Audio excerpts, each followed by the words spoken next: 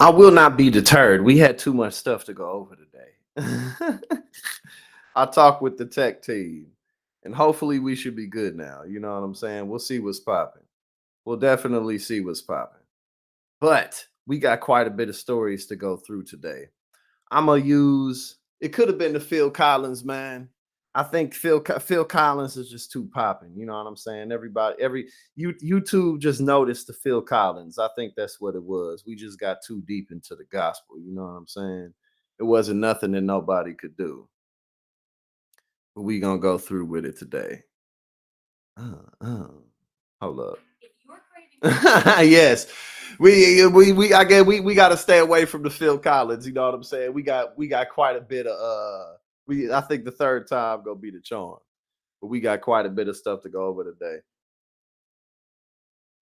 So, we still got to hit we got to take yes, third time's the charm. Yeah, I'm trying to drive y'all crazy. I'm trying to make y'all as crazy as me today. That's exactly what I'm doing. But no, I think we should be good. Um I think it was the Phil Collins. I don't know what happened the first time, but I talked to the tech team of the platform that I'll be using for this. And I'm probably gonna end up. I don't know if I'm gonna do OBS. Instead, I'll probably do StreamYard because StreamYard is just really simple, straightforward. I've used it before. And yes, that's exactly what it was. Something really was in the air. But right, Phil got to Luke and YouTube was like, nah, bro. Too many people around the world know this classic song. You can't be doing nothing with this song. Perhaps that's what it was. But either way, I think what I'm gonna end up doing is just using StreamYard. I've used StreamYard before, and we'll see what's up.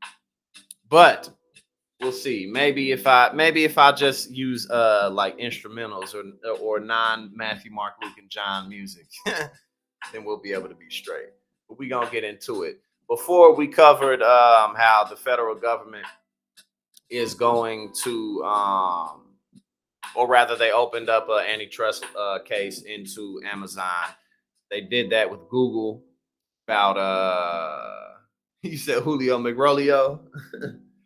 But yeah, no, the Google they did it with Google a couple weeks ago, and now they got it with Amazon. So next we got us a little video to check out. You know what I'm saying? We got Felicia from Hawaii. She in the building. Cassidy Hutchinson. I don't know if you've seen it, but she's been in the news. You know what I'm saying? Matt Gates, I believe, said that they dated or something like that, and she swatted that down. She was like, "Nah, bro, we ain't do nothing like that." So we got quite a little bit of funny things to look at real quick. But first, just because, oh yeah, he did go to the gun show. I didn't open any of that, but I think some of that's on Mediaite because Mediaite they got everything. You already know they be having everything. But we got to take one more hit for just because we went through all that, just because we was traumatized this morning. But I think we should be good now. We can't be using no Phil Collins. That's just off limits permanently. Here we go. Uh, thank you. Appreciate it. See, this how I know y'all love me for real, man.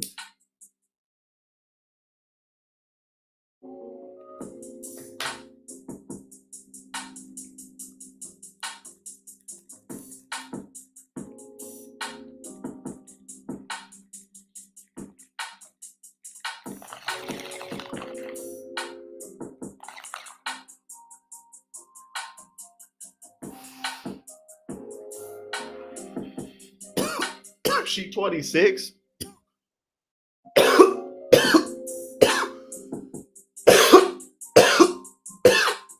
I would have thought Cassidy Hutchinson was like, I don't know, mid to late 30s or something.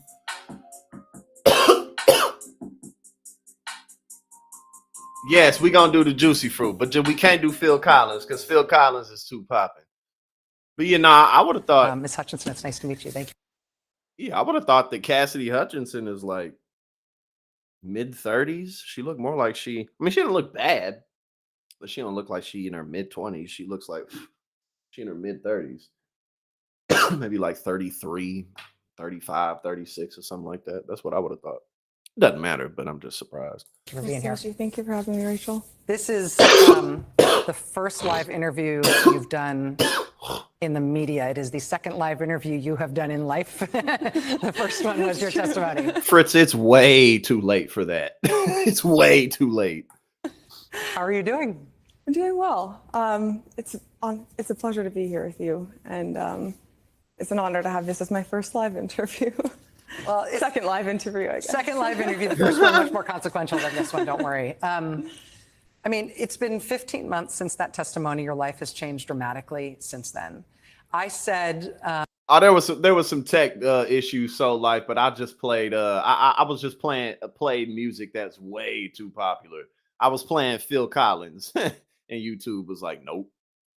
Based on what I read in your book, but I didn't ask you about this ahead of time. I said in my introductory remarks that a lot of the reason that people haven't heard from you or seen you out in the world in the last 15 months is, at least in part, because it's not bad either. Like, she didn't look bad. It's not bad that you look more mature, but yeah, no, I wouldn't have thought she was 26.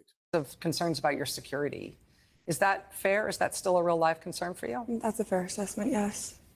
How are you taking care of yourself in that regard? I mean, you don't have to tell me anything I shouldn't know. No, you're fine. I've open book.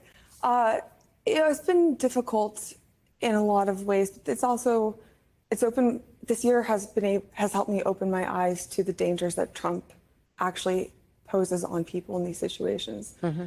And I'm not the only one. And I wish I could say I'd be the last person, but unfortunately I won't. And that's what he does to people that he thinks that speak out against him or that detract from him.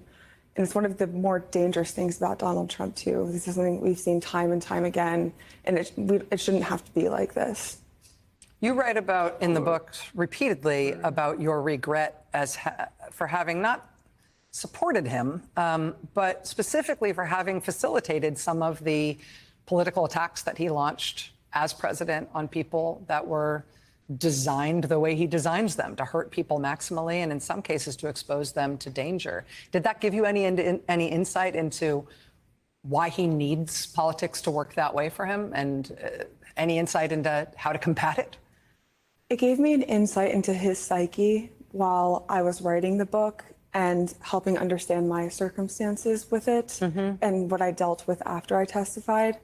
But with that said, it helped also open my eyes to what he wants from people. He wants to know that he's getting a reaction. He thrives when he has an audience.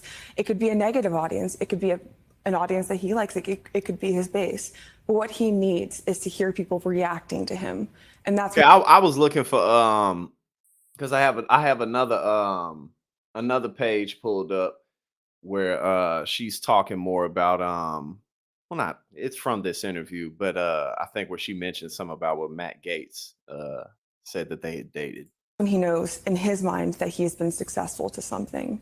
Is that why you've never responded? And two, like, another thing about like the reality, like I'm 31, you know what I'm saying? Like, that's really young. It's like I'm grown, but in today's times, that's pretty young. And I'm just saying that to say, like, even when I'm thinking about myself, like at 25, 26, like, you're not necessarily like some raging idiot or anything like that, but you do grow and mature and learn more and know more as you get older. So like, I mean, the political acclamations of most people who are in their early to mid 20s, like, could be just fine, but still, like, you're in your 20s, you're getting thrown around in bumps and bruises a whole lot, just figuring out who the hell you are. So I mean, like, she's 26, you know what I'm saying? Responded to his attacks on you? I've never responded to his attacks on me because I don't need to give them oxygen. He is going to say what he's going to say, and he said much worse things about much better people than I am. The kind of pressure that you describe experiencing to protect Mr. Trump, I mean, some of it was self-directed, right? You say at one point in the book, and it struck me, you said that you adored him at one point, that you were and are very much still a Republican, that you she said at one point she adored Donald Trump. believed in what he was trying to do. That's what I'm saying. Like, now whatever like change of heart she had, it's like, oh. okay, well, one, like, yeah, like y'all pointing out, she doing it now, you know what I'm saying? Like she could have pointed these things out before, but also too, it's like, you know what I mean? Like she's very, very young. So country. You wanted to be a good staffer. You wanted to serve the White House. You wanted to do right by your colleagues. And that sort of easily leads toward the next post-presidential project for him, which is protecting him from all the investigations around January 6th and everything else. But that pressure not only came from you, it also came from his world. You didn't have financial resources to hire your own lawyer. You didn't have access to a lawyer at the outset who would represent you for free. You ended up with a Trump world lawyer who you describe as having not told you to lie, but encouraged you to not tell everything that you knew. That pressure is it's not just a Cassidy Hutchinson biographical detail. It is a live issue for a lot of people right now. It's a lot of people in multiple jurisdictions deciding if how they're going to respond to a subpoena, what they may testify to in court, what they're going to do about their legal representation. This is a live issue for a lot of people right now. And some of them may be watching right now. What would you say to them about how to balance the equities in that kind of a calculation?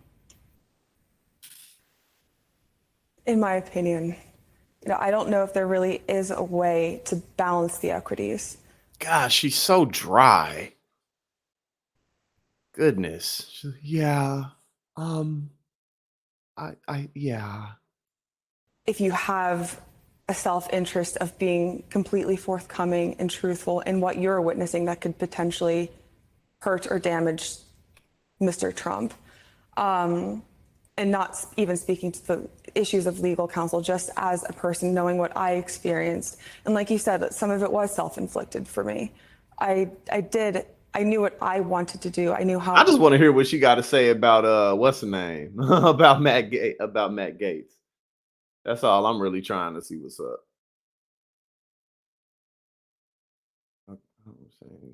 Tina.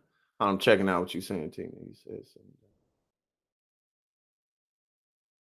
Her first story to us was a racist one, and it was in the first 5 minutes. She was like, "Oh boy, Tina." She was like, "I know what I'm gonna bring up. I know what I'm gonna talk about." Like, I know exactly what to bring up. Some shit that don't nobody want to hear. Let's do that. Let's do that. Man, it'd be crazy when people be like that.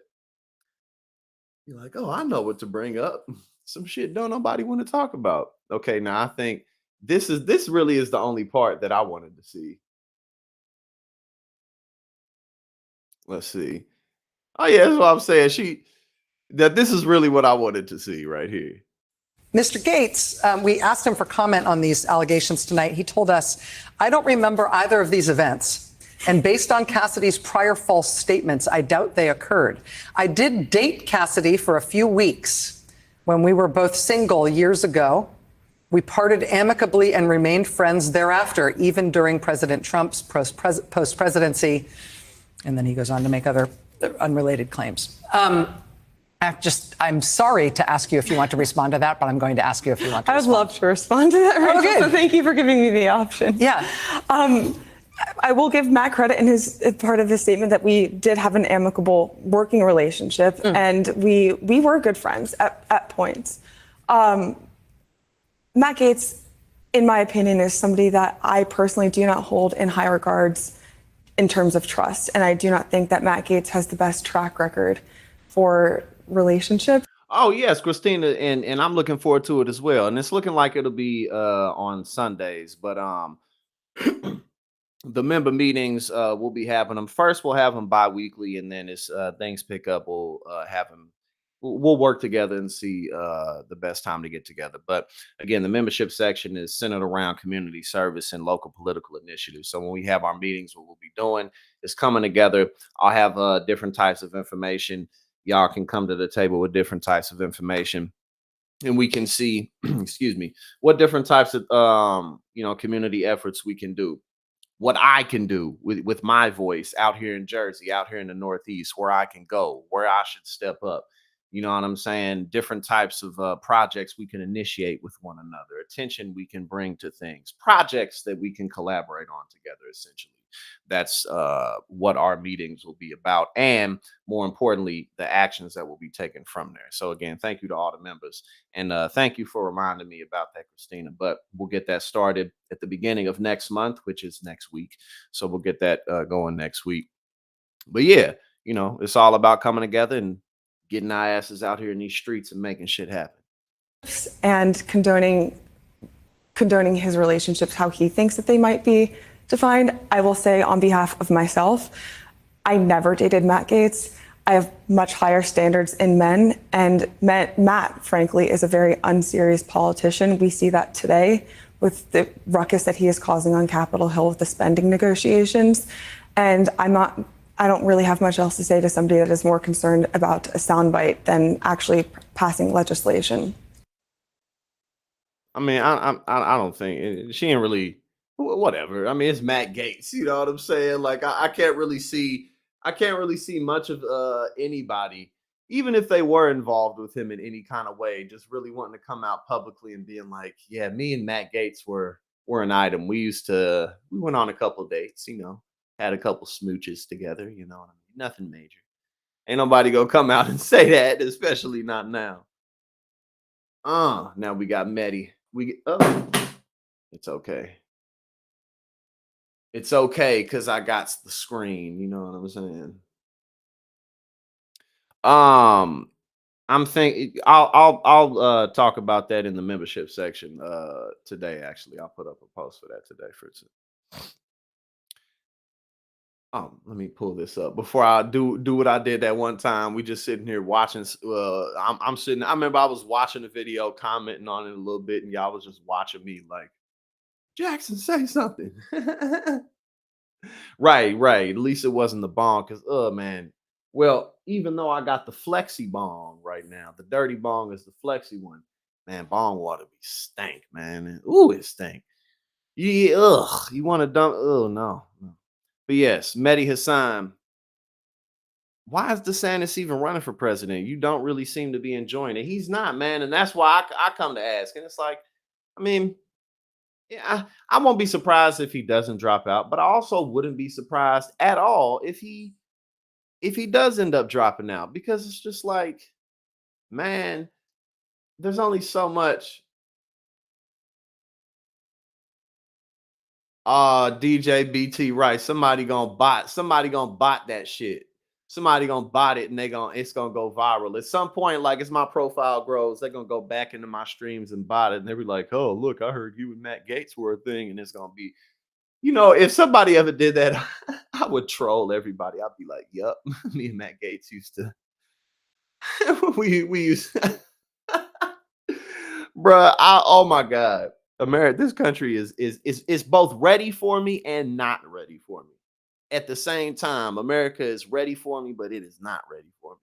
I'm about to be trolling the shit out of these people. If something like that ever happened, I wouldn't get mad. I'd be like, no. I'd be like, oh yeah, we used to go out and watch the moon and look out into the starry night sky under the next to the campfire. That shit would be hilarious. But yes, Ron DeSantis, why you even running? And so today, after 4 years, the people have delivered their verdict. Freedom is here to stay. I swear to God. Oh God, I swear to God. What, imagine if he said they're doing one of them bad lip readings. I put that on my mother. The people have delivered their verdict. Freedom is here to stay. About 10 months ago, freedom-loving, woke-hating Ron DeSantis was riding high. He was just re-elected as governor of Florida by nearly 20 points. And DeSantis was widely expected to surf that momentum to a presidential bid. Christine, I just went up here and read what you talking about. I'm finna pass out if I do some shit like that. You talking about some used whiskey instead of water? Oh my God, no. You do, oh, that sounds horrible. You, first and foremost, breathing in whiskey fumes sounds like I'm just finna pass. Oh my God, it sounds like I'm just gonna keel over, pass out, and not wake up for a week and a half. And when I do wake up, I'm gonna be half as intelligent. That's what that sounds like. And then taking a shot of the dirty whiskey bong water when you finished. Nah, my soul couldn't handle that. My soul could not handle that shit. No way. Oh God, no. Ugh. Nah. Ugh. But bruh, it's the tar and the smoke that goes through it. That ugh. Hold on, we got to keep going because now I'm just sitting here trying to think about how that would kill me in 50 different types of ways. I would not be able to survive no shit like that, let alone getting to taking the damn shot, just breathing in the whiskey oxygen. Nah. He was courting big Republican donors who saw him as the future of their party. Yes, Fritza, that's exactly. I say me and Matt used to kick it real hard, super hard. And you know what? Honestly, someone like Matt Gaetz would probably join in on the fun. Honestly, he probably would. But At one point in January, the national polling averages had him effectively tied with Donald Trump for the. yo. Oh my God. Yo. GOP national polling average in January had this man 3 points behind him. We stand so vindicated. We stand so vindicated together. We all knew, you know what I'm saying? Well, we all had an inkling. I always had a very strong feeling. I was like, look, at least let me give Ron DeSantis a chance to show himself and show what he can do because I'm really not convinced with these numbers. And lo and behold, the Republican presidential nomination. the truth was revealed. In fact, one New Hampshire poll from the same month had the Florida governor up 12 points. In short, Ron DeSantis was widely seen as the guy capable of giving Trump a run for his money. But a lot can change in 8 months. Flash forward to today, and DeSantis is very far from the days he topped Trump by double digits in the Granite State. According to a new poll out of New Hampshire, he is now in 5th place.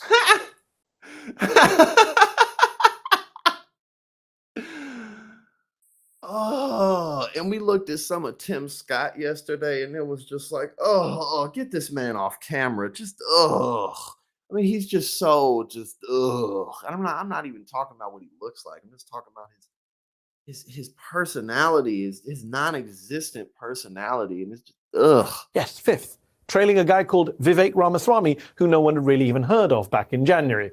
DeSantis is even trailing Chris Christie. If I told you 8 months ago that Chris Christie would be ahead of Ron DeSantis in a Republican primary poll, you would have laughed in my face. And as DeSantis' polling continues to nosedive, it sure seems like the big donor cash is starting to dry up. The conservative billionaire Ken Griffin, once one of DeSantis' biggest backers, now says he's staying on the sidelines for the primary. And David Sachs, the wealthy Elon Musk ally who helped launch, or should I say, botch DeSantis' disastrous campaign launch on Twitter, is hosting a fundraiser for Vivek Ramaswamy next week. Oh dear. In response to all this bad news, the DeSantis campaign is playing cleanup, saying it's singularly focused not on New Hampshire, but on Iowa. A second place in Iowa, that is, since DeSantis is still polling anywhere between 20 and 30 points behind Trump there. There is no way around it. The DeSantis campaign is in freefall. That is in large part because he lacks any coherent vision for his candidacy. He was trying to just cheat it and say, I'm Trump without the baggage, without the chaos. It turns out Republican primary voters like the baggage and like the chaos.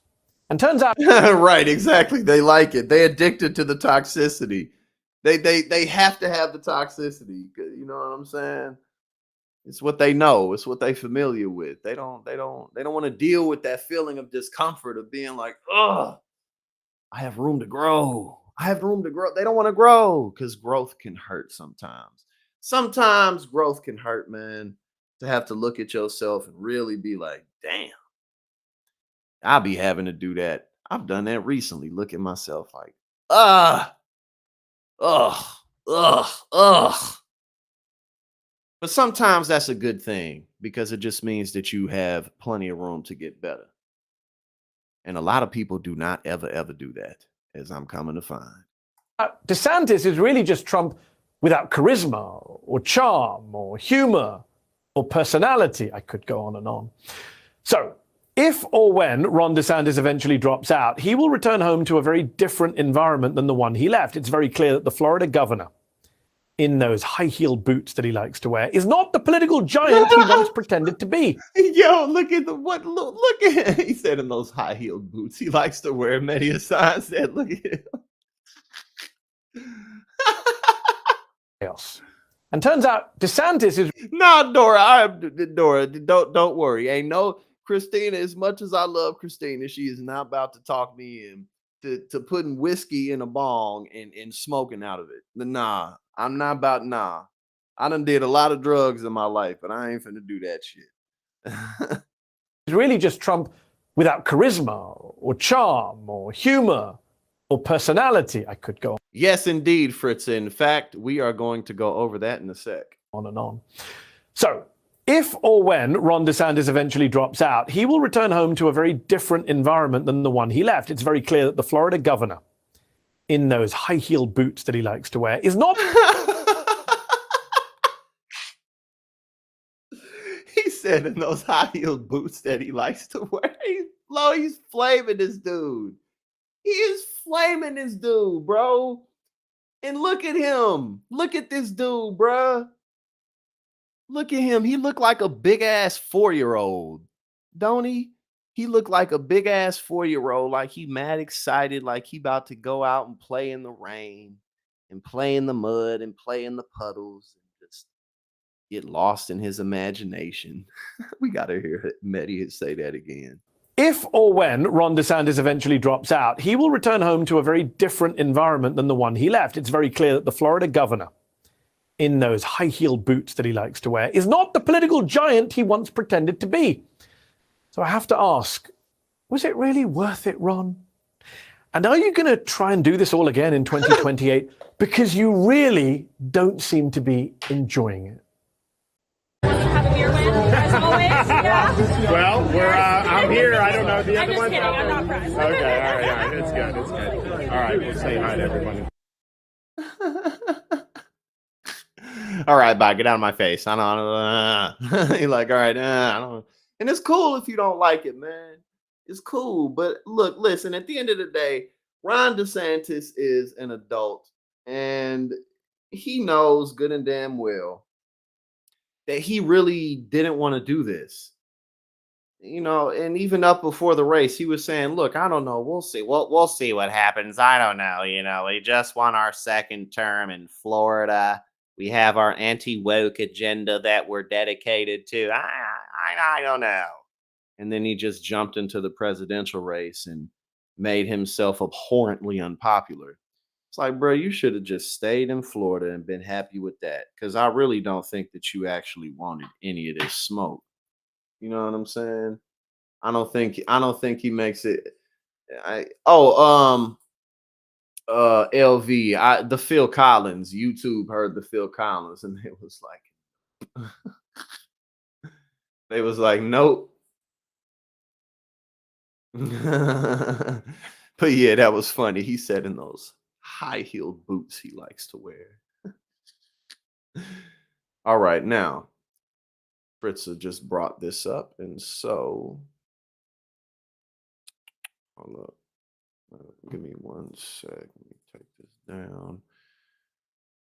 Where is it? Joe Biden joins the picket line, which is more significant than what Trump gonna do tomorrow. So at least in terms of nobody can say where's Biden, but in this regard, people cannot say where's Joe Biden. And or rather, I think a better way of putting that would be they can't say, well, Trump understands the optics and Joe Biden doesn't. You know what I'm saying? Because in fact, this probably will look better than whatever Trump ends up doing tomorrow. Because excuse me. Because realistically, we already know that Trump's just going to be at wherever he's at tomorrow and be on some damn. Hold up, I'm just looking at what y'all said. Yeah, Trump just gonna join tomorrow. Just crooked Joe Biden, crooked Hillary Clinton. Oh, witch hunt, witch hunt. Everybody's after me. The world's so unfair. I'm totally innocent. I did everything right. everything right and they still end up. And like, you know what I'm saying? Like that's what he's gonna do. Biden joins the picket line, a United Auto Workers strike in historic moment. Oh yeah, Christina gonna trick me into taking a lucky shot. I'm not taking nothing that Christina give me. If I don't, Christina, if unless I see you pour it out of a freshly opened bottle, then I'm not finna take it because you gonna try to get me to take a a whiskey bong shot, and you gonna have me on stream losing my damn mind. I'm already crazy enough. Okay. All right, Christina, I'm already crazy enough. I be going through it. My crazy ass. I don't need that shit, man. I need you to be better than that. I need you to look out for me better than that. But nah, man. I mean, this is good. This is definitely good. And I still absolutely 100% would prefer if there were if more people would if Biden would either drop out or if more people joined into the Democratic primary. Yeah, there was a poll that came out the other day that had Trump 10 points above Joe Biden, but I'm sorry, but no. And unless that is a trend that continues, I no. Unless I see several polls that indicate that, nah. You know what I'm saying? But there's still over a year left. But let's go ahead and check this out and see what's popping. President Biden joined striking auto workers in Detroit today, marking what appeared to be the first time a sitting president has ever visited a picket line. I'm sorry, but that's significant. I'm sorry. Like that's look, Biden's interesting, man. Like the Democrats often one of the biggest issues with the Democrats is that Fritz is saying I'm finna disown you. Uh, let's see. But yeah, nah, that 10 point, I was like, man, get out of here, bro. Like, I mean, no, like, no. But but this is significant. And again, Biden's interesting. Despite despite the fact that he's no progressive, he definitely isn't. He doesn't really claim to be. Not really. I mean, like he says things like I'm the most pro-union president, which he in some ways can hold claim to. And then stuff like this, the first sitting president to ever do this. That's bigger. That is a bigger deal than whatever the hell Trump gonna do tomorrow. Sorry, it is. And if you say it's not, then I think you're just kind of being ridiculous. I feel like sometimes progressives can be a little too much with sometimes we just need to let a good thing be a good thing. You know what I'm saying? Just let a good thing be a good thing sometimes. You Um and either way, it's new generation's time. So let's keep pressing it forward. The pro-union Democrats stood for thousands of auto workers, leading an unprecedented strike of the Detroit three automakers. Biden spoke before picketing workers, flanked by UAW President Shawn Fain. This is a historic moment, Fain said. After landing in Detroit, the president was asked about the United Auto Workers endorsement in the 2024 presidential election, according to a White House pool report. He said he wasn't worried. In May, the union's president said the organization was not endorsing Biden yet, citing the growth of electric vehicles as a risk for the industry. Biden has expressed full support for the United Auto Workers as he vies for political support from unionized labor. Former President Trump plans to speak Wednesday in Michigan to current and former union members. And again, who's actually gonna be at this rally where he's gonna speak at? Not there. That's not where Trump's going. Trump isn't going where Biden is today. That's not where he's going. He's gonna go somewhere where a bunch of his supporters are gonna be, people who probably are already interested in him. But regardless, look, listen. At the end of the day, what's Trump gonna say tomorrow? The same old stupid BS that he always says. He's not gonna, you know, he's gonna disown anything that doesn't have to do with fossil fuel, and the most he'll say is, Vote for me, I'll make you rich. like and that is as sophisticated as it's gonna get. And then he'll spend the rest of the time talking about himself. That's it. All right, let's see what's up. Mm.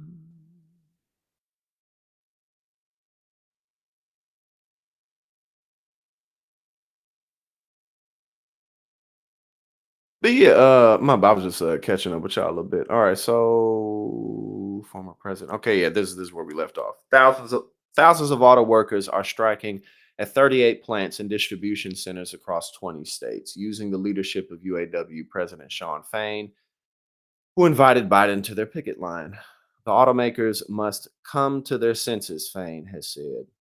The automakers, not auto workers. I'm sorry. The automakers must come to their senses, Fain has said, and pay workers what they deserve, calling for a 36% wage increase, a return to traditional pensions, retiree health care, and a 32-hour work week. The Detroit three automakers, General Motors, Ford, and Stellantis, have lost production of more than 16,000 vehicles, according to the Deutsche Bank analysis cited by the Associated Press. Oh, Fragment, you say you're in the UK. If our prime minister tried to join us on the picket line, he'd get told to fuck right off. It's such a cynical move to stand on the picket. I understand. I understand that, but I think that I don't have I don't have that view of Biden doing that. Um, because for me here, and I think that one of the reasons is because over there in the UK, it seems that you all seem to have more of a government that's ready to switch up. Obviously there's corruption, but y'all next thing you look up and it's like, oh, Boris is gone, Boris Johnson's gone. Here it's just like, every 4 years, and the presidents usually get reelected. Every once in a while, an incumbent will lose reelection, but it's just Republicans and Democrats here. Like y'all have a parliamentary system that we don't have. So it seems that the people's voice just goes a little further in certain kinds of ways. And I don't know all the ins and outs, but um it just, I don't know, for Biden to do this again, this him being the first one ever to do that, like, in my opinion, we just got to keep pushing this down the line. You know what I'm saying? Biden is 80, so whoever's coming up after him, we just got to get more progressive people up in office. And the good thing is I think that we have they have a Labor Day party. You said it never used to be that way. Oh, you said it got worse too. Yeah, the butterfly effect. Yeah, man, the whole damn world is losing its mind. But again, I think the ultimate silver lining is that I know here at least. I don't know exactly what the parliamentary body is made up of in terms of like age brackets over in the UK and stuff. But there's just these people's time is done. These people are in their mid 70s, they're in their 80s, and ultimately it's millennials and Gen Z's time. And not just us, but Gen X and other boomers too. You feel me? Who aren't 80. And I keep on getting all these notifications. But yeah, no, this is more significant than whatever the hell Donald Trump's gonna do tomorrow. And you already know we're gonna be covering what he goes over to tomorrow. Yes, Talk Yo Ish Tuesday. Pipeline infrastructure. Oh, yeah. Thank you for doing that. For mentioning that. I'm about to text that to myself now because we have programs here, so I think it'd be good for us, LV, to talk about that more in one of our programs, maybe like Lock Talk or perhaps like with me and Ravana get together. We can talk about that more at length. Thank you for suggesting that. We'll definitely talk about that more at length. Yeah, because a lot of again, see, that's the thing. Like, Joe Biden is such he's such a, on the one hand, he's done some pretty decent things. And again, him going to the picket line, yes, that's more symbolic. But in terms of labor unions, he's done some pretty decent things. Giving workers the right to unionize That's pretty fucking cool. Like that's a big deal. The Chips Act, that was pretty decent, bringing more factory jobs in here, and a couple other things along those lines. But then at the same time, like LV pointed out, Republicans are always saying we've lost our energy independence. Like, no, we're not. Biden is drilling, drilling, drilling. But hold on, I'm about to text that to myself now. Oh.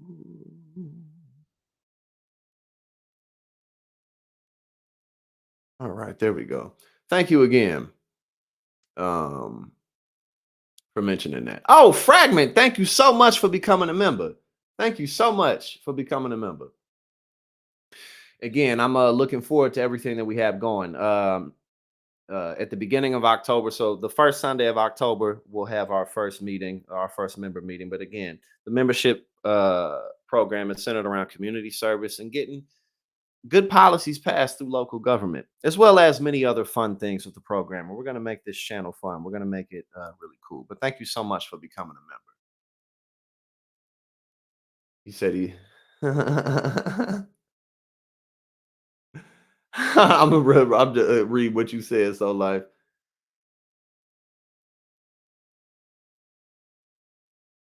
all right.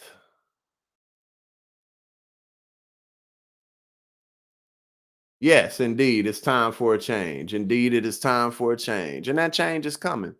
If there's one thing that it's interesting because it just seems like the more you look back into history, the more faith you can have for the future in a lot of ways. Obviously the stakes can be high, obviously like with climate change and stuff like that. But um one thing that people do is overcome. That is one thing that we do. We overcome. We fight. There are so many good people out here. More good people than there are bad, 100%. There's so many really good people out here, and you see that the more you look backwards. Nancy Pelosi says it would probably be a good idea for indicted Bob Menendez to resign from the Senate. Yeah, probably so. It almost certainly would. Oh, we got Gnarlouse in the building. Was popping. Hey.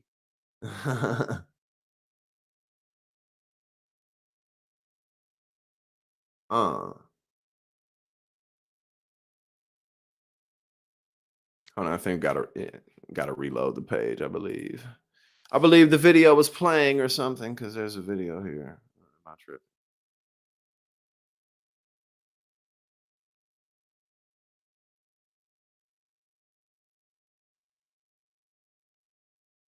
Try this one more time. If not, I'll just read it because it's really quick. Oh well. It worked on the phone.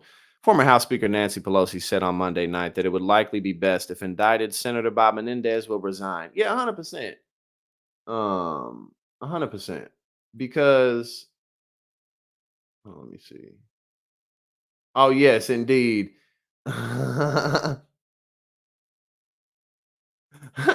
Yeah, we gonna have many more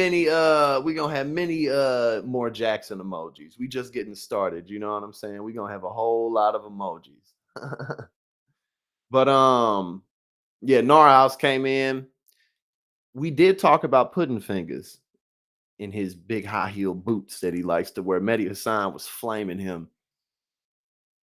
But yeah, nah, it would be good. He does need to step down. Bob Menendez needs to step down because it's just a bad look for the Democrats overall. It really is. All right.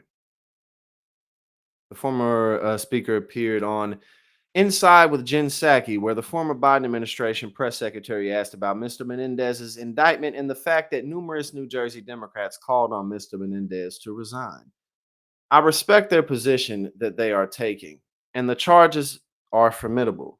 Hold on, my bad.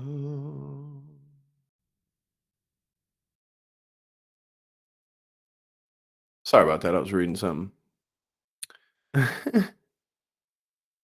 She noted that in the House, many Democrats have called on New York Republican Rep. George Santos to resign after he was indicted. Right now, sadly, because of the challenges that we face, because the skepticism exists in our country about governance, about this Republican Party that doesn't believe in governance, she said, We've got to stay focused on that. And for that reason, it would probably be a good idea if he did resign. No, I think she should have went a little harder than that. She should have went a little harder than that. I mean, whatever. But she could have been like, yeah, he needs to resign. But whatever. I mean, maybe that's just kind of how she does it. Some people aren't. A grand jury. I mean, at the end of the day, Nancy Pelosi saying you should get out. So yeah, bro, like he'll resign. He'll get out of there if he does. Because if he doesn't, it'll hurt the Democratic Party, and the Democratic Party, mm, they gonna push him out.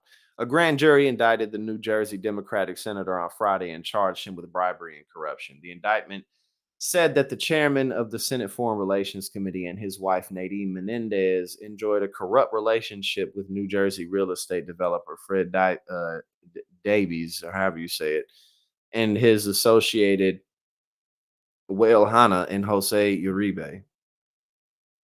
And they more than $100,000 worth of gold bars and $480,000 in cash, and a whole lot of it was stuffed in envelopes and clothing. He probably just liked how it felt. Went home and just rubbed on the gold bars and felt on the wads of cash in his pockets. You know what I'm saying?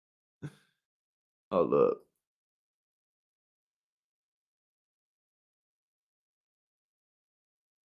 Mm. But yeah, I mean, Bob Menendez needs to go ahead and just get out. I mean, and two, it's not like he is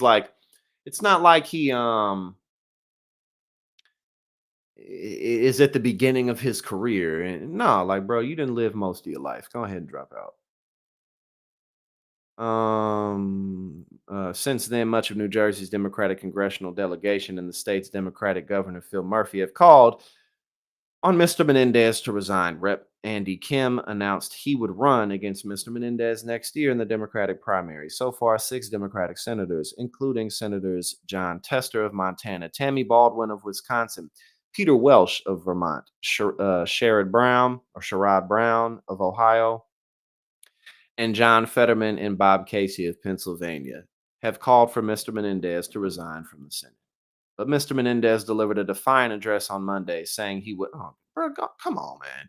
Mr. Menendez delivered a defiant address on Monday saying he would not resign from his Senate seat. He explained that the money seized was withdrawn thousands of dollars in cash from my personal savings account. He added that prosecutors made the case as salacious as possible. Yeah, you're totally innocent, bro. I just like that. I'm just. How old is he? He gotta be in late 60s, 70s, or something. He probably up there in his 70s. I don't know. But it's like my man's like, oh, I just like to rub on the money. You know what I mean? I guess that's what it is. That's all it really could be. He likes to rub and touch on the money. Hold on, let me go get my coffee. You know what I'm saying? I put my coffee in here. Right. He talking about he trying to silence his voice. Yes, it is Queen Fritz's birthday tomorrow. Now let me go ahead and get my coffee real quick. I will be right back.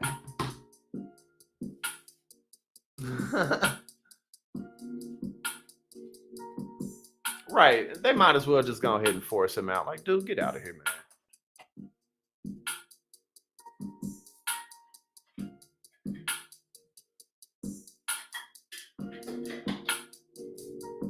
Okay. The coffee has been poured. Can you see the steam?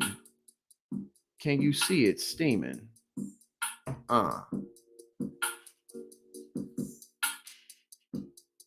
All right.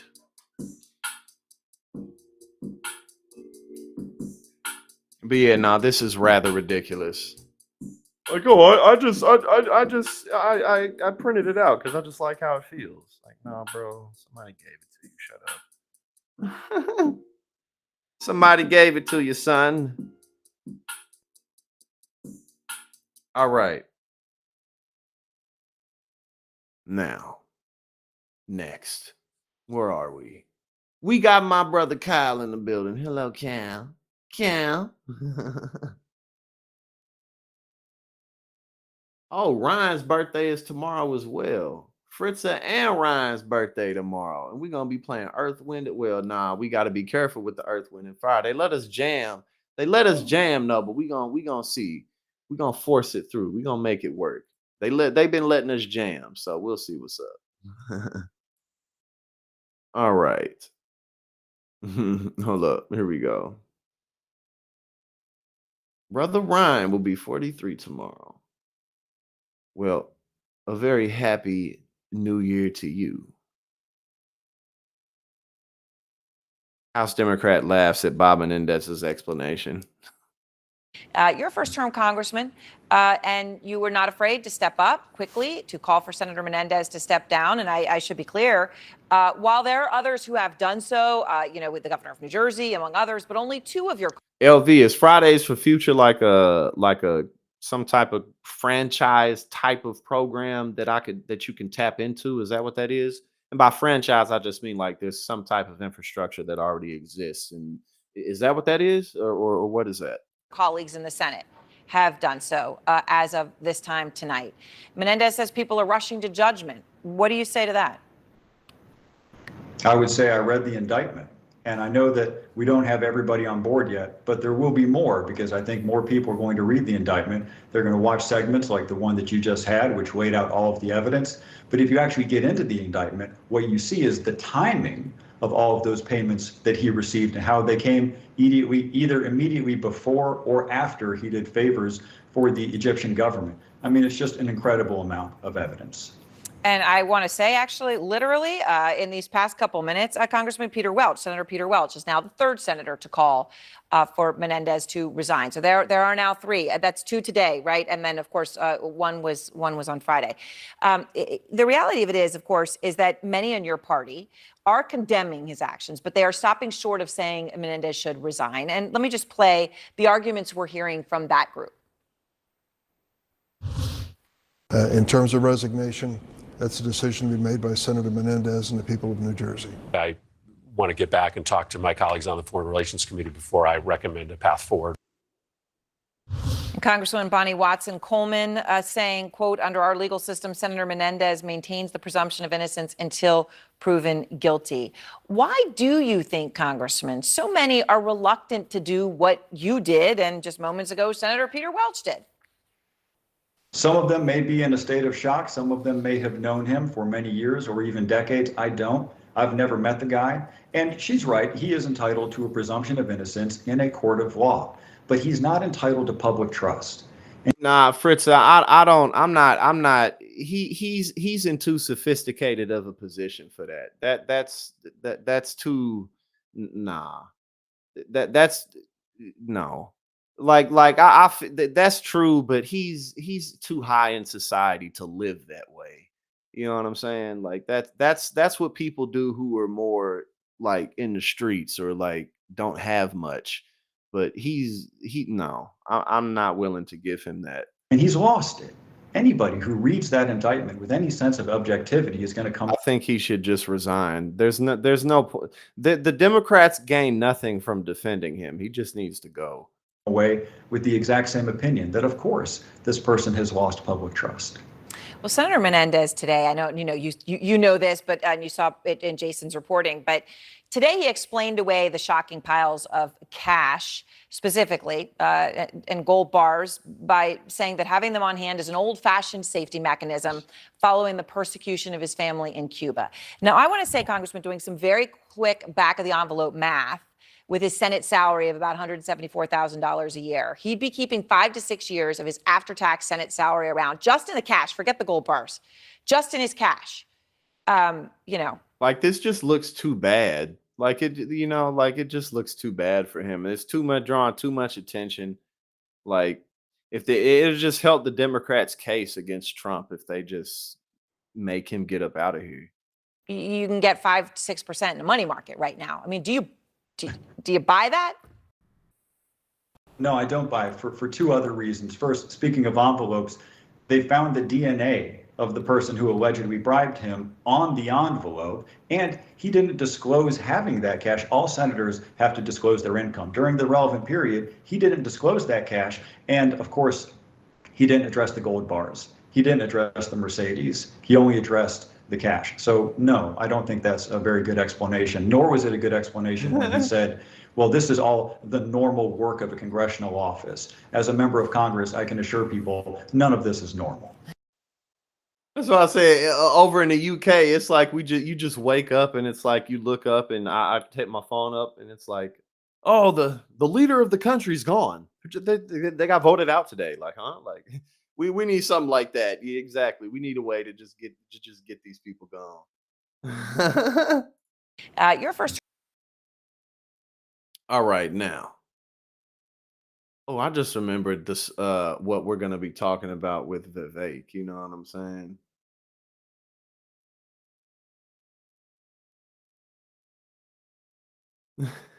Let's just look at this right now. Since it popped into my mind, let's just look at it. Oh my god, this is. But you know what? Trump be saying stuff like this too. A lot of Republicans say stuff like this. Like they'll say something like "bomb Mexico" or "go to war with Mexico." Like that would be one of the worst possible things that we could do. That would be such a terrible, stupid thing to do. Like that's like one of our closest allies, our biggest trading partners. Like, oh, that would just screw us with the world. Okay, so he explains his morally justified plan to invade Mexico if it doesn't stop drug cartels. What an idiot. This is so ridiculous. And it's never going to happen. And if it did happen, the world would turn on us so hard because that would just be too egregious. And then I'm going to pick up the phone and I'm going to have a phone call with Claudia Sheinbaum or whoever it is that wins the next Mexican presidential election. I'm grateful that AMLO is going to be out. Mexico has an election in 2024. Whether it's Sheinbaum or somebody else who wins that election, I'm going to reset the relationship and say, listen up. For a tiny fraction, and it will be a tiny fraction, of what we have already spent in Ukraine, we can help you, Mexico, regain your sovereignty from the Mexican drug cartels who are spilling over into our own homeland here. Of what we have already spent in Ukraine, we can help you, Mexico, regain your sovereignty from the Mexican drug cartels who are spilling over into our own homeland here. But if you don't do it, then we will come in and get the job done ourselves. Because the fact of the matter is, it's like if you have a neighbor who has a dog that comes over to your yard and keeps biting your family members repeatedly. If they keep repeatedly doing that, at some point you could take a shotgun and shoot that dog. That's legitimate, legal, morally, ethically justified. And I think the same thing applies to a country to our south that has lost its sovereignty to the Mexican drug cartels, and we're going to have to defend ourselves if necessary. Well, the going after the dog that crosses the line, in military terms, is called hot pursuit. And I think that's what you're describing. Mm-hmm. I think. No, that's a terrible idea, Vivek. And he has to know that too. I mean, come on, man. He has to know that. Because oh, look, Andrew Tate over here. His fall from grace has been very steep. But and it's still happening. But yeah, no, a morally justified reason to invade them. I mean, bro, there's really not much reason in talking in depth about why that's a bad idea because it's not going to happen. That's just not happening. These people can, whether it's him, even whether it's Donald Trump, these people can say that all they want, but ain't nobody gonna do that. That is not going to happen. All right, let's see what's up with this. It says, watch Fox News. Hold up. You say you have nightmares about sharing a blunt with him.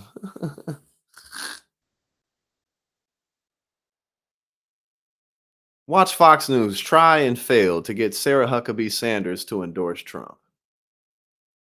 Of Trump's White House. So when are you going to endorse somebody for 2024? Look, my focus has been on being governor of Arkansas. I've only been in office about 9 months, and I wanted to really put my head down and focus on the things that were impacting our state. We just got out of our first regular session and special session about a week ago. I think President Trump is going to be the nominee. I think he is the best chance we have in 24. And look, at the end of the day, his numbers are not going anywhere, and there's no big challenge facing him. I love the president and will continue to amplify the great policies that he had. I know that our country would be in a much better place if he was in office versus who we have there right now. So I don't know. I don't know, because, you know, it's just like there's still a year left, and it's Olivia of Alaska, Jim Justice, West Virginia, Henry McMaster, South Carolina, Kristi Noem, South Dakota. They have decided that Trump's going to be the nominee, and they want to be there pushing him along the entire way. Why not join the group? You know, again, my focus has been on Arkansas. I'll make that decision when it makes sense, but have really tried to zero in. Is there anybody else you'd I've support? only been governor for about 15 minutes, so trying to keep my focus there. We've been able to do amazing and big transformational change for our state. We're going to continue to do that over the course of the next several months. Has the former president pressured you at all to endorse him? Look, I love the president, continue to have a great relationship with him, and don't see that changing anytime soon. All right. she trying to real hard to stay in that middle ground. I don't want to piss off anybody. I don't want to say anything wrong. Look, I mean, I guess honestly, that's what she should have said. Regardless, you feel me? Like, that's honestly what she should have said. And that's what Ron DeSantis should have done instead of running for president. That's what he should have done. You know, let me just focus on Florida. That's what he should have did, man. But look what happens. Look what happens. Looks like Mike Judge drew on a potato with broken fingers.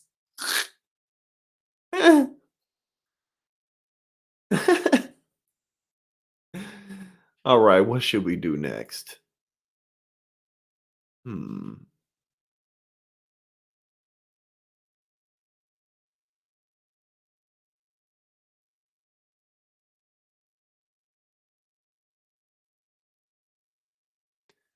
Trump's Secretary of Defense defends General Milley after Trump calls for his execution.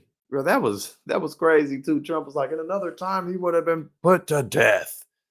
Like, bro, this dude is bro, he's like a dog with rabies, man. He's just crazy. Donald Trump is fucking crazy. I mentioned in the lead-in to you, Donald Trump saying that in times gone by he would have been executed for some of his behavior. And what we're talking about specifically is the calls that he made to China in the final days of the administration, you know, with the election and all the tumult surrounding that. Explain what he was doing and why that mattered and why Donald Trump might be so angry about it. Well, first of all, that statement by the president is horrible. It's intolerable. It should be condemned by everybody, right, left, Republican, Democrat, right? Mark Milley served his country well, did it professionally, and we owe him a great deal of gratitude. I do as well. And so part of this is a lot of misinformation. I think in some case, inaccuracies or incomplete stories that came out of some of the books were published at the time. One of the two events that I think the president referenced was a call he made to China in October 2020. Where he warned them, if you will, and I think the allegation is that he gave them information or something. But what's often not told is the other part of the story that I describe in quite some detail in my book, that I had reached out to the Chinese 2 weeks beforehand because I was concerned about what was happening, about what we were picking up in intelligence and in open sources and from private parties about the Chinese concerned and troubled by what they were seeing. And my view was I did not want a mishap, an imperception to lead to some type of conflict in the South China Sea between the United States and China. That's the last we wanted. And it was in a subsequent meeting that I directed General Milley to reach out to his counterpart as well, to send the same message that nothing going on here, that we have no aims against you, that it's going to be steady as she goes. And that was what we did typically in these types of situations. He conveyed that message, but somehow it got portrayed that he was a rogue general acting on his own and sent wrong messages to the Chinese. And again, it's just an incomplete story. Mark Milley did what I directed him to do. He did what other chairmen had done in the past, which I think is responsible diplomacy and statecraft. to prevent mishaps from happening. What about a former president saying things like, you know, he should have been executed, or in times gone by, he would have been executed? It's terrible. Again, it should be condemned. We owe Mark Milley and his predecessors and all those uniformed officers, men and women alike, who served before and especially during the Trump administration, a debt of gratitude for what they do. Look, they spend 40 plus years of their lives moving around 20 plus times in war and peace, dragging their families around. Spouses can't get jobs. It's a tough life. Yeah, man. Those little digs or big digs that Trump takes at everybody, no matter who they are, that's gonna hurt him. It already has hurt him, and it will hurt him. Yeah, his base doesn't care, but man, I mean, he's just, and there's still over a year left until the general election. Right, exactly. He's literally a real life anime character. That is literally what it is. Because every time I see him, I'll be like, how is this dude even a real person? But that's what's going on. That's all it really is. We got Donald James in the building. Hello, what's going on? Brother Donald James. Joe Scarborough torches Trump for inviting fans to step up and assassinate American leaders. You know, where is the chairman of the Armed Services Committee in the the ranking member of the Armed Services Committee in the United States Senate? Where is he? Where is Joni Ernst, who served in the military? Where are the Republicans that say they care about the military? The idea that he would get away with saying this without being totally lambasted by every Republican elected official is stunning to me. This is one of the worst things he's ever said, and imagine how high that bar is. Well, let's talk about a couple things here, Claire. One, let's talk about polls. And I brought this up before a couple days ago, but let's remember, at this point in 1979, Ted Kennedy was ahead of Jimmy Carter by a 2-to-1 margin to win the Democratic primary.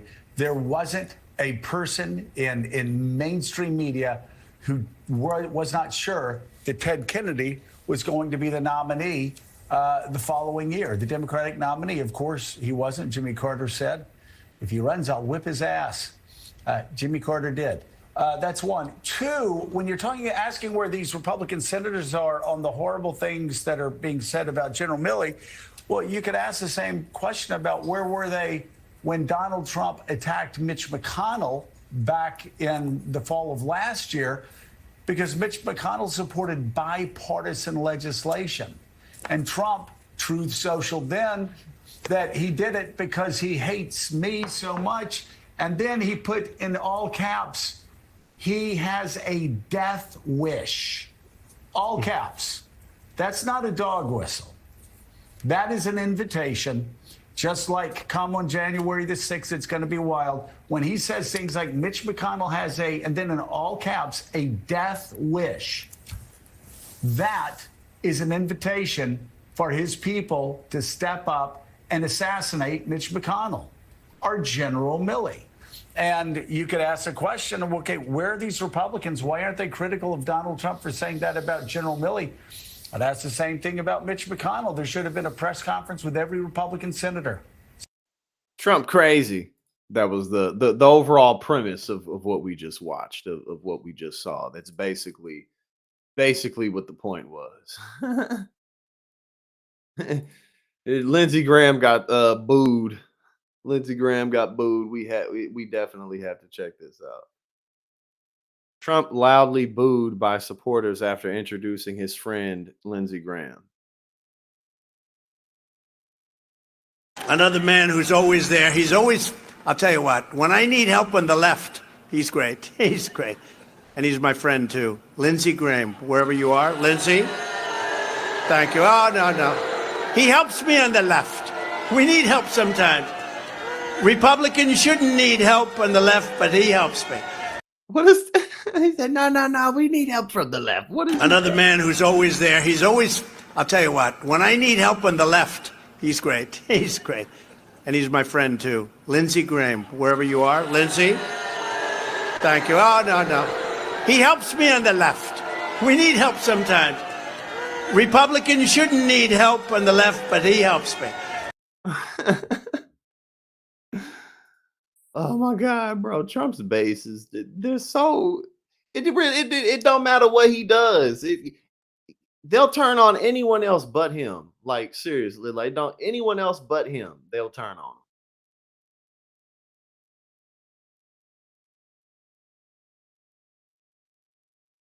Trump complains about migrants with cell phones. Our veterans don't have cell phones, do they? Biden puts China first, Mexico first, Ukraine first, Europe first, Asia first, illegal aliens first above our great veterans. You know that. Puts the illegal aliens above our veterans. Our veterans live like hell.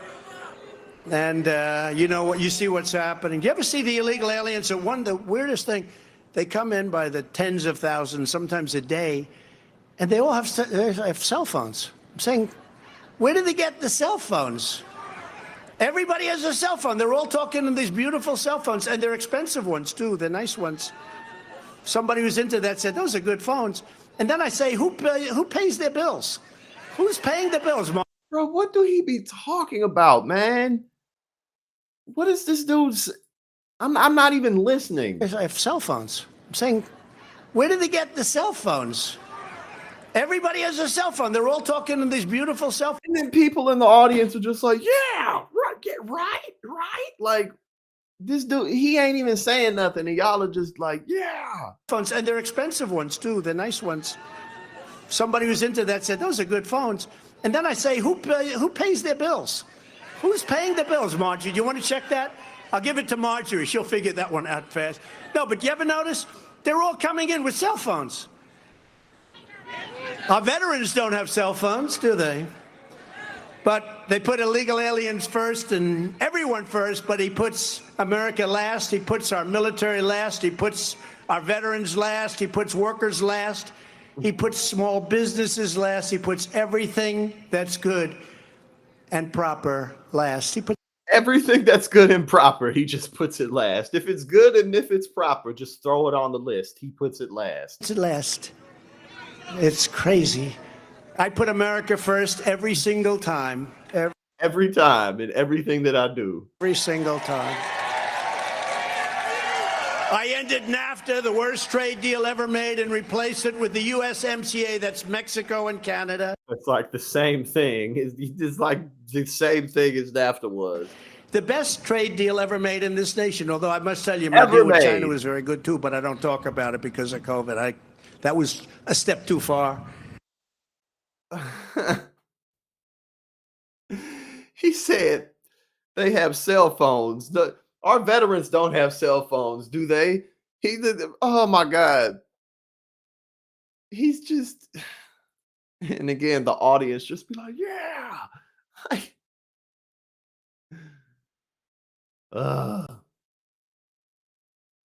Right. Now, our veterans, they just don't have cell phones in this country.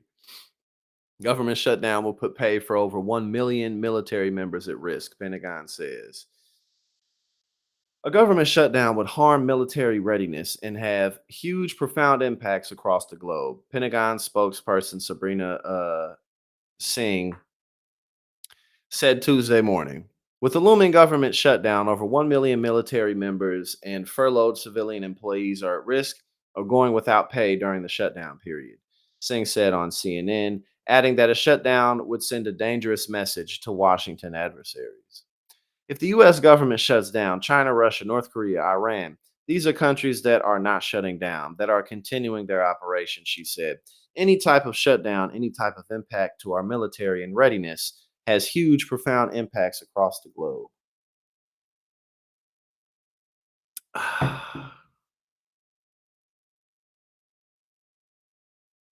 All right, let's see. Okay, I just read that one right there. An immediate impact could be having command costs in stations without enough personnel to continue missions, Singh said, also underscoring the struggles that military families with children and mortgages would face.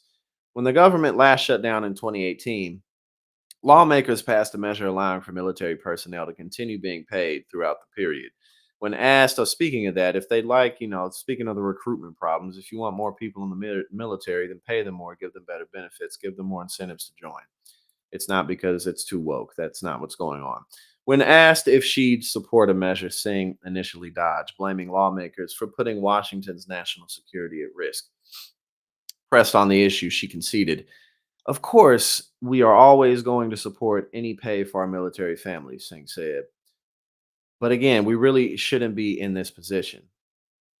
Jennifer Kiggins introduced the Pay Our Troops Act last week, resembling efforts during past shutdowns to send military members paychecks. Bow, bow, bow, bow, bow, bow.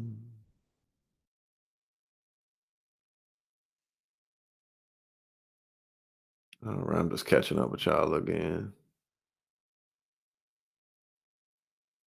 I think these people upstairs starting up they fights. Here they go. Sounds like it. Yep, it sounds like they're getting going. All right, here we go. Hold up. Let's check this out first, actually.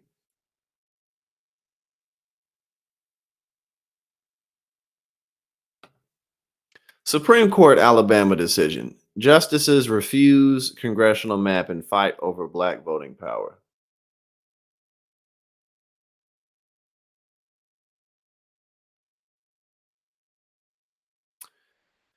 The Supreme Court on Tuesday sided with a group of voters in Alabama who are challenging the way the state drew its congressional districts. The latest development in a case with national implications for black voting power and potentially control of Congress. In a one sentence order, the justices rejected a request from Alabama to block a lower court ruling that found the state's districts violated the Voting Rights Act of 1965. The lower court also appointed an expert to draw a new map, a responsibility usually left to state legislatures.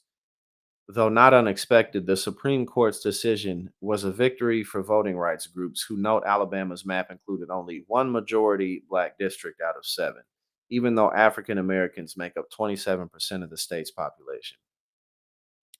There were no noted dissents. Quote, "It has been a long and frustrating battle holding the Alabama legislature accountable, but today it is a rewarding one."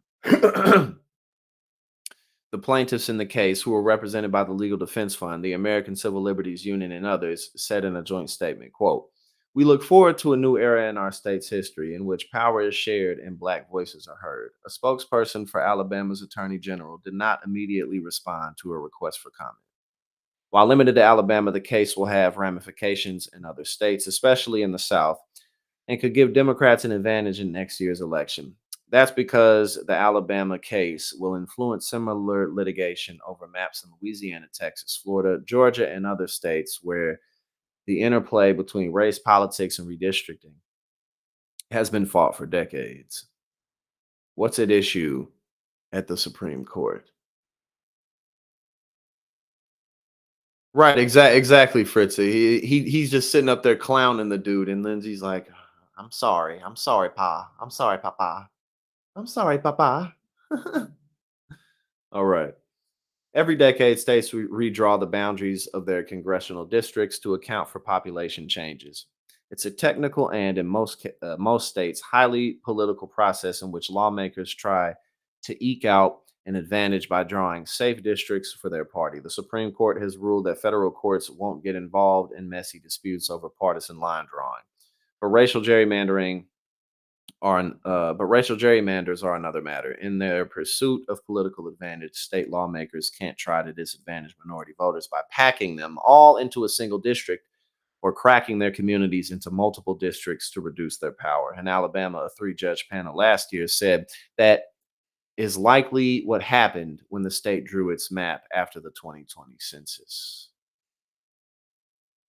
Wasn't the Alabama case already decided by the Supreme Court? Now, these are just pictures right here. All right. Well, look at that. The Supreme Court looks like the Supreme Court stood up. He said, "To the moon, Janice." All right. But yeah, no, that was pretty sad, wasn't it? watching that. Trump just deflecting all the boos and just lobbing them all. Yeah, I know he sucks. I know he's terrible. I know he's absolutely terrible. But he lets me use him. He lets me do what I want to him, and I'm not going to turn that down because I'm Donald Trump. You know what I'm saying? That's how he does his thing.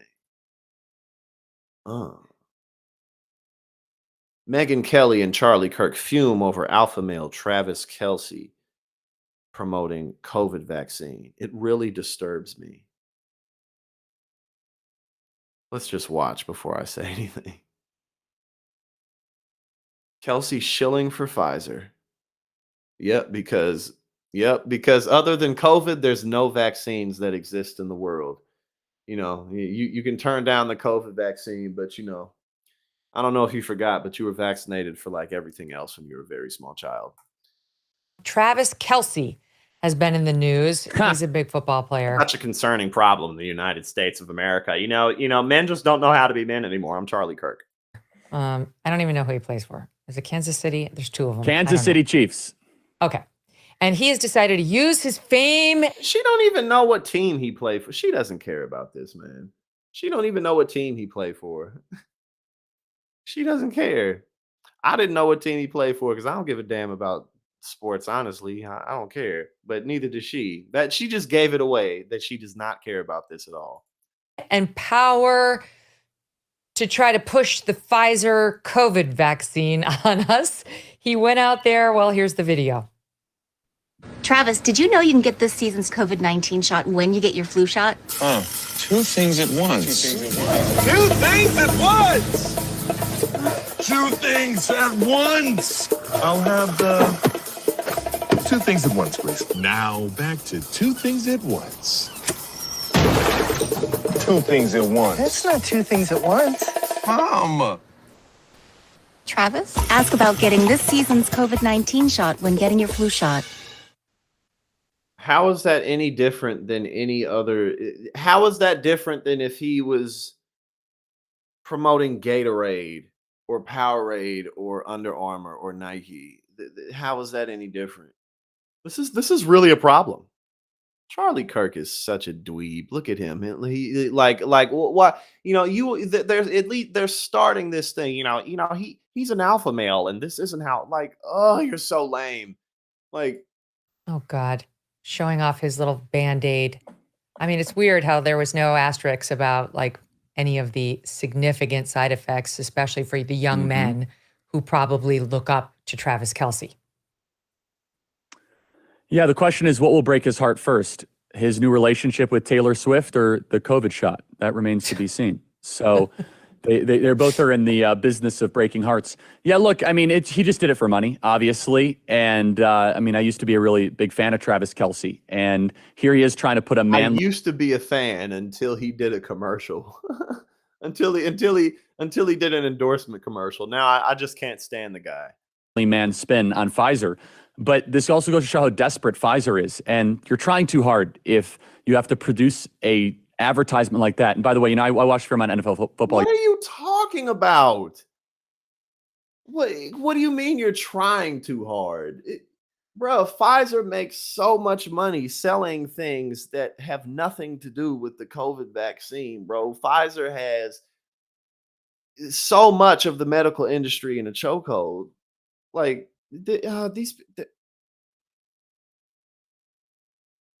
Yesterday, they ran this ad nonstop propaganda. And you are not. I didn't see it until I watched this. Even allowed to mention the side effects or anything that happens with the mRNA gene altering shot that they call the COVID shot. But what do you mean you're not allowed to mention the side effects? And not to mention, on every every commercial that comes on where they promoting some type of prescription medication, half the damn commercial are them explaining how if this pill doesn't work, it might kill you. It might shut down your kidneys. If you've ever had a cold in your life, if you've had the flu sometime in the last 3 years, don't take this pill or else your heart will explode. That's half the damn commercial. This goes to show that basically anyone is for sale for a number big enough. People been for sale for a number big enough. This is America. What are you talking about? Anybody who has an influence or a face is for sale. I'm for sale. Everybody's for sale. This is America. What are you talking about? What we sell our time to our jobs. We sell our image. We say everything's for sale. What the hell are you talking about, bro? And he's in the NFL. Everything he does is what he. And let's also just say, And you a capitalist. You live like a capitalist every day. This is the dude who said he lived like a capitalist every single day, but he mad because it's something for sale. Travis Kelce, looking at you and knowing how you perform at a very, very high level, you're not exactly at a risk group for COVID. Why are you peddling this or pushing this forward? This is about profits for Pfizer. Who cares? And again, why are Republicans still talking about COVID, bro? Nobody talks about this shit anymore. But y'all, and nobody wears masks because you don't need to. Don't nobody do that. Don't nobody wear masks no more. And like it's just a commercial, just like a flu shot. They be having flu shot commercials, bruh. Every year they got some commercial that's playing that's telling people, man, come on, get your flu shot. This ain't no different. This ain't no different than any of them antidepressant commercials that come on every day. And you get that, bro, like Period. Both for the flu vaccine and for the COVID shot. Like the stats show that if you are a 33-year-old NFL football player, you are not going to die from getting COVID, period. But Travis Kelce is for sale, evidently, and I wonder how much. It really disturbs me because it's. I recognize that the vaccine is done, especially elderly people. Again, like, why are you? These people have nothing. Exactly, Galvatron. They have nothing to talk about. They have nothing to talk about. Like, why are y'all sitting up here talking about COVID? Don't nobody care about COVID no more, other than how can I get a vaccine? How can I treat it? Other than that, people aren't up in arms about it. What's wrong with there being a commercial letting people know, hey, if you want to get a vaccine, they're available? That's all that was. Good. But the people it's not the elderly people who are watching Travis Kelce. My mom is not watching Travis Kelce. It's young men who are looking up to him. And that is exactly the age group, those teenagers into their young 20s who are most at risk of myocarditis from the vaccines. They sitting up here talking about risk. Bro, if you play football and you made it to the NFL, your ass got CTE. The stats show that. That's what the stats show. You sitting up here talking about the stats show that if you get a flu vaccine or a COVID vaccine, you might get the shivers. You might have the shivers and you might have the sneezies for a couple of days. Like, you sitting up here talking about this, about people who play football for a living. These motherfuckers run into each other, slant these big ass men. These motherfuckers is my height plus 150 pounds, just slamming into each other head first. And you sitting up here talking about a damn COVID vaccine. Least at risk from COVID. And so, like, if it were me, like, would I, as somebody who that group listens to, go out there and push that vaccine? I wouldn't. I'd be like, you know what? I'm going to find another product. I'm going to push Subway sandwiches, or I'm going to, I don't know, talk about weightlifting, or I'm going to talk about sneakers. But this vaccine does he not know? Or do you think he just doesn't care? I don't know who he is. His judgment remains to be, seen as far as he really knows how to make rational choices. I mean, he's a very successful football player and has been and earns a ton of money. But I mean, it's disturbing because it's so obvious why Pfizer is doing this. I, in recent memory, post-COVID, never remember enlisting NFL football players, A-list NFL football players, to push forward a vaccine. Like, that's very, very strange and weird. Pfizer's stock is down. That is a fact. And they have to try to rally support to try and get the shot because they literally have vials and doses expiring in certain parts of the country because it's not popular. People know it and they don't want it. But you're right. The average demographic of who watches NFL football, especially who follows Travis Kelce, is mid-20-something male. That, according to the data, according to the science from the CDC and the FDA, those are what is the point of this? Are you telling people don't get a COVID vaccine. Like, bro, I got a COVID vaccine over a year ago. Like, it's something that you just do once, probably. Some people get boosters, a lot of people don't. Just like you saying, I'm not worried about getting no booster. I'm fine. I got a vaccine. I'm good. You know what I'm saying? Like, I'm all right. So that's why I'm saying he's saying like, ain't nobody think about this.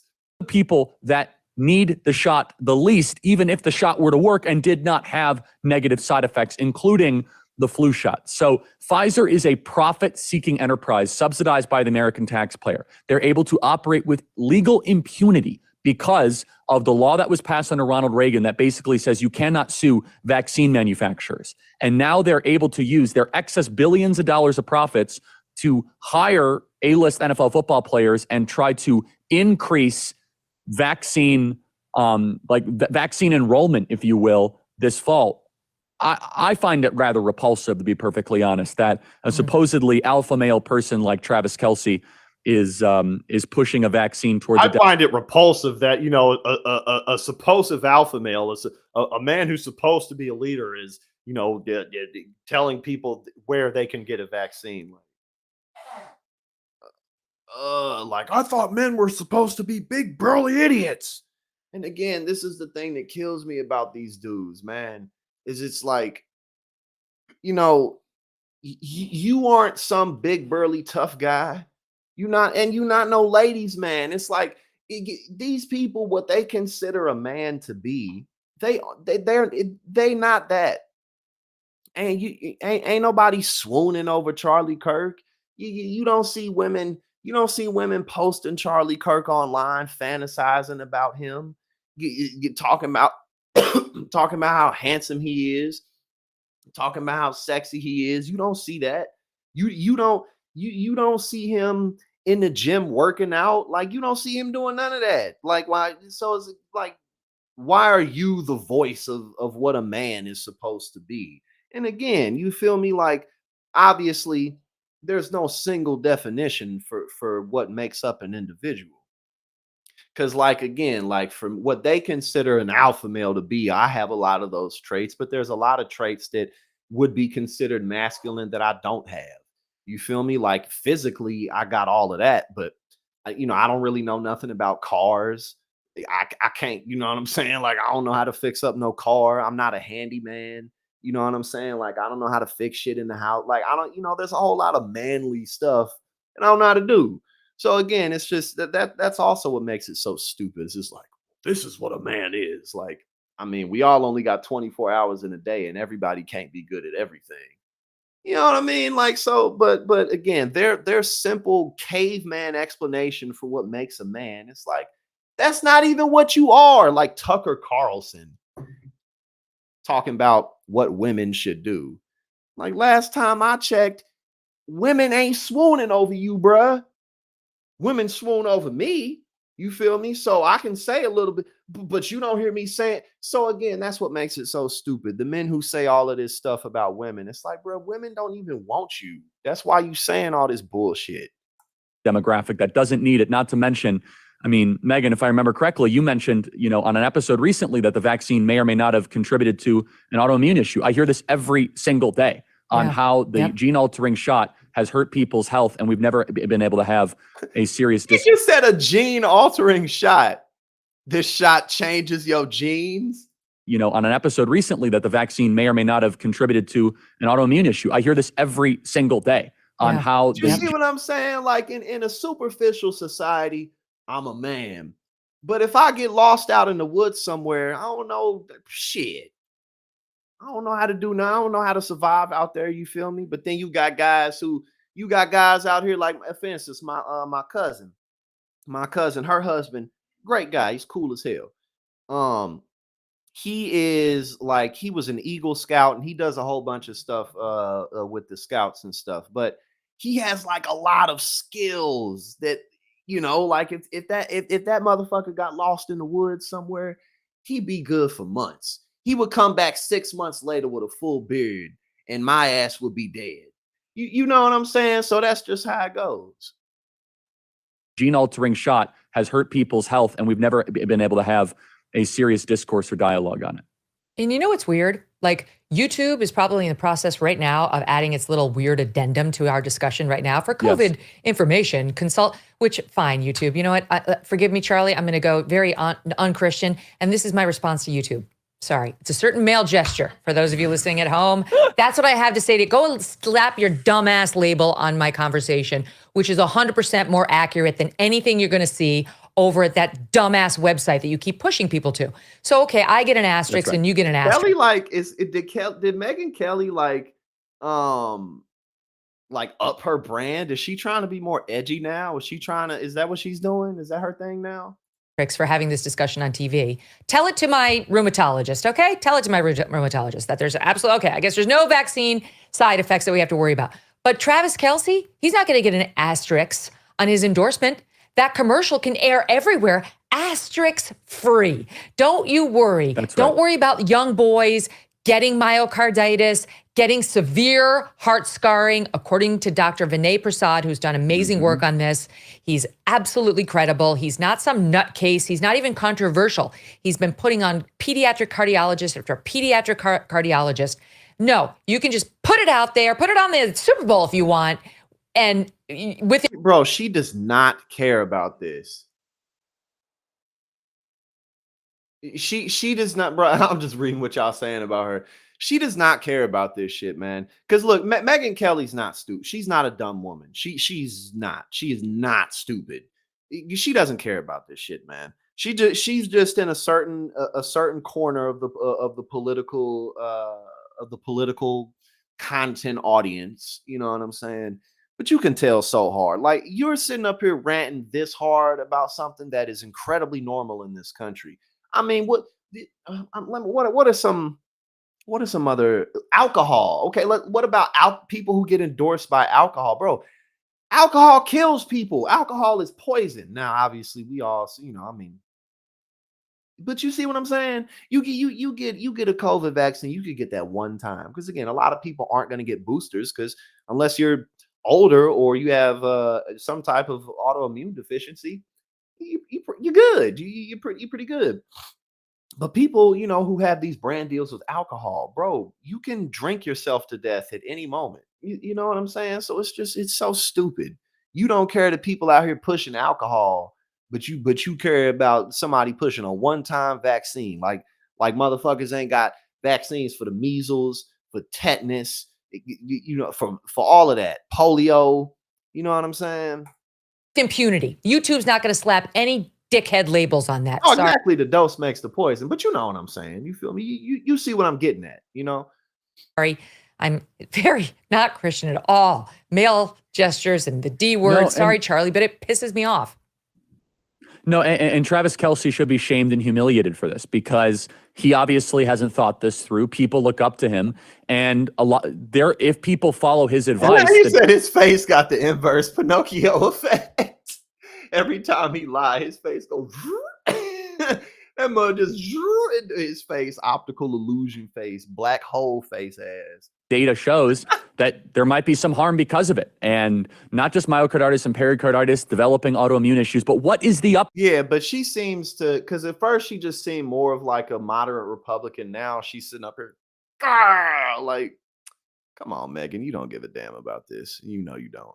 Side, we're acting as if getting the virus is a killer, and the data shows that if you're healthy and you eat fine and you're not obese, 18 to 50, that with even mild interventions, you're going to be fine when it comes to COVID. This is sick care. This is the vaccine propagandists and manufacturers that are trying to put forward unnecessary interventions of inoculation when you say, okay, I had COVID, the antibodies are better than the vaccine, and I don't have to worry about myocarditis, pericarditis, or suddenly dropping dead at a football practice. Well, you know what else is going to happen? If you get myocarditis and you're stuck with this, I mean, it's not like heart.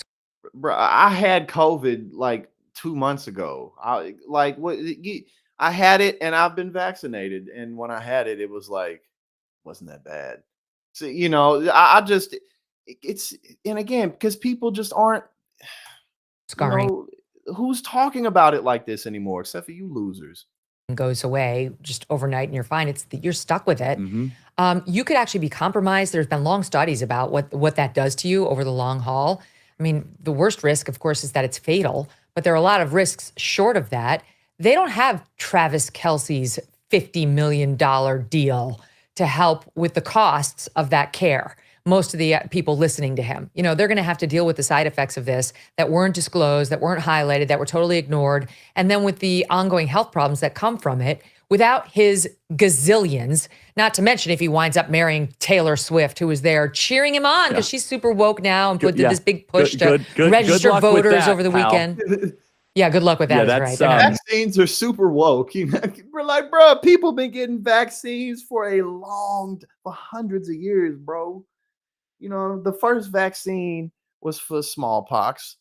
The man who came up with it didn't really understand exactly what was going on, but then vaccines started to come more and more. You get to the mid to late 1800s, they start rolling them out. You know what I'm saying? That's why we don't see polio around. That's why we don't see smallpox around anymore like that. That's why when somebody gets the measles, it makes national news because vaccines fucking work. That's why. It's not that complicated. You know what I'm saying? It's not that complicated. And again, like y'all saying, you know, you can get it or you don't have to. But Charlie Kirk again, it's like, oh yeah, he's a real man. You know, a guy who sits around and talks into a microphone for a living. You're a tough guy. Get married. This dude, bro, Charlie Kirk has been in a good position since he was what, like 19, 20 years old or something. That's the other thing that kills me. It's like, bro, y'all don't know nothing about grinding your way into success. You don't really know nothing about that. You know what I'm saying? Like, and again, it's fine if you started with a leg up or if you had different opportunities. There's nothing wrong with that. But again, the way that these people talk, man, you know what I'm saying? Like they talk like they're the authority on hard work. And it's like, what struggle do you really know? You know what I mean? Like, what do you know about being broke for years? What do you know about being behind on bills? What do you know about that shit, man? You know, like trying to make a way for yourself, trying to figure out, let alone, you know, put the money, even bigger than the money. What's my purpose? What the fuck am I doing with my life? Why am I here? I could live for another 50, 60, 70 years. For what? What am I doing with myself? Charlie Kirk don't know nothing about that shit, man. You know, he don't know nothing about that. And you can feel that on people. You can feel it off of people, man. All this motherfucking have really been through some shit. And he ain't been through nothing, man. Now, I don't know what exactly was going on, but here we go. Right, Charlie, he's not even talented at what he does. He's not funny. He's not none of that. He nothing, bro. Like, you know what I'm saying? What failures have you really had in life? Man, that's the mark of somebody who has really, really worked and tried. How much have you failed, man? What have you done with yourself? You know what I'm saying? Motherfuckers, people make it up today, get up to a point, they look back and it's like, you know, if you haven't failed at a lot of things, it's because you haven't tried that many things. You know what I'm saying? Like,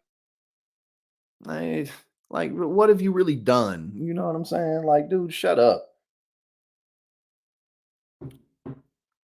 But right, he don't know nothing. You know what I'm saying? People be out here, man. People be out here in their 40s, 50s. Lost my job. You know, you done worked your whole life and you done made it to here. You think now I'll finally be able to relax in it. Nope. These people don't know nothing about that shit, man. Yes, there's a video of this. We're gonna watch it. Crazed Broncos fan embarrassed herself by trying to fight anybody and everybody during blowout loss to Dolphins. She was not having it, bro. Anybody can get it. My team lost. She must have bet the house on this shit. She must have bet her son's college fund on this, the way she tripping.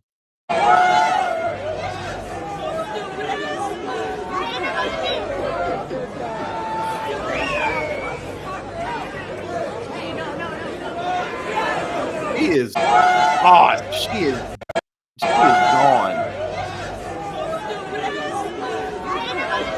She drunk and some shit. I don't know what else, but she is gone.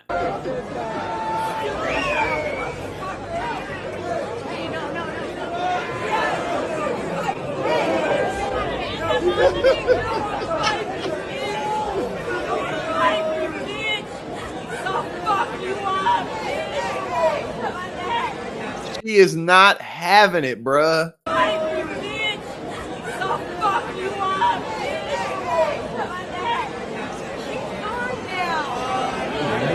Go Dolphins! Yo, she lost all her money on this game. Go Dolphins!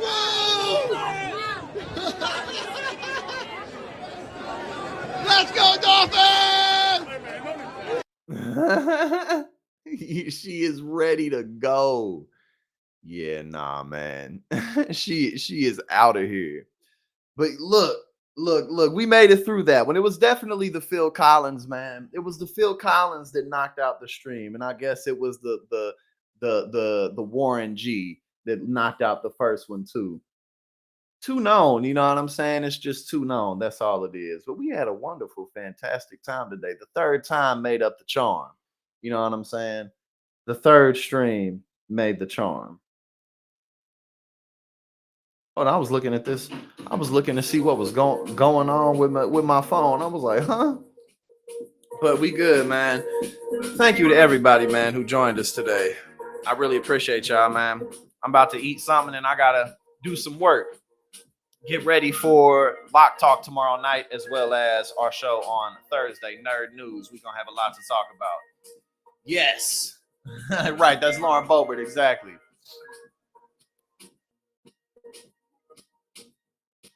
What, it went down? Oh yeah, the stream went down before. It messed up because I was playing music that was just too popular. I was playing some Phil Collins and YouTube was like, nah, bro, we can't have that. But we had a very good time today. Thank you to everybody who's become a member. I'm really looking forward to our first meeting. It's looking like, well, I think Fritz had mentioned that she'll be celebrating her birthday on the first Sunday, but we'll get it together. But again, the membership program is centered around community service and just taking political action across the country, particularly in local governments. So, here we go. I will look into grants because now I'm looking more and more into ways to get things more organized and just, so we can expand more effectively. Here we go.